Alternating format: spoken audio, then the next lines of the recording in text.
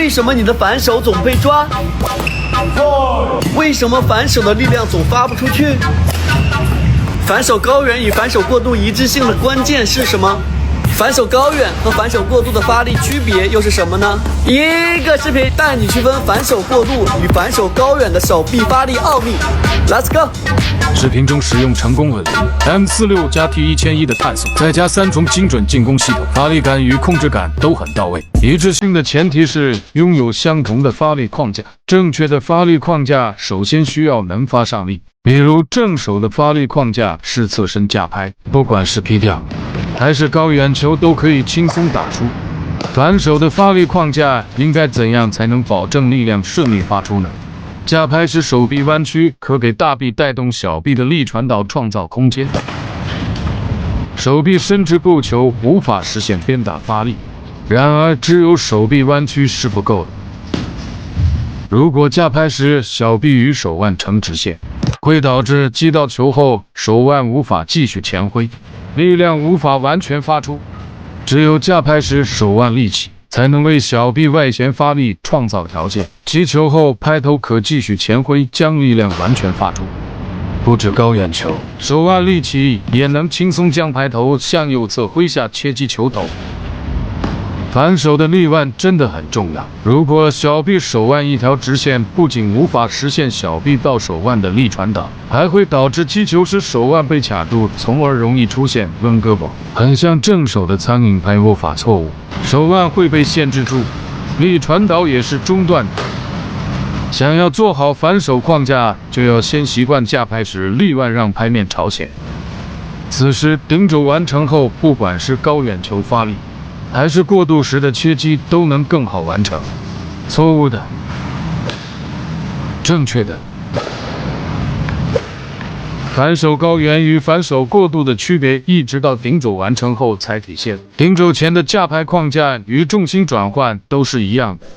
接下来我们看两者的手臂发力区别是什么。先看高远球。高远球的动作目标是发力充分，发力充分需要各环节力传导，形成鞭打。当我们做好力腕架拍，找球时尽量让拍面朝前，抬肘时手腕放松静止，在大臂上抬的力量传到小臂时，球拍向击球点后移动，此时拍面朝外，大臂上挥后自动甩出小臂，完成力传导。击球前大拇指发力上顶，配合小臂外旋转正拍面击球。注意，对于手臂轨迹而言，力传导想彻底，动作要舒展，大臂带小臂，小臂带手腕，要依次发力，有把球弹射出去的感觉。我们换个角度看下，顶肘后小臂主动发力闪挥，拇指上顶与小臂外旋要配合好，这一步建议大家多练。再加上前一期反手详细教学的重心转换，就是完整的反手发力。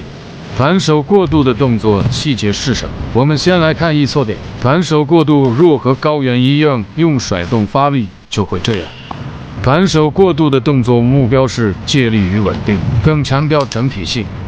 顶肘后与主动将球拍伸到击球点后方，在小臂发力上挥的高远发力不同。顶肘后无需主动用球拍找球，而是借助大臂力量旋转，将小臂与球拍升上去，手指手腕再发力向右切下，而不是顶肘后伸拍找球，再用小臂发力去切球。抬肘时手腕放松，保持稳定即可。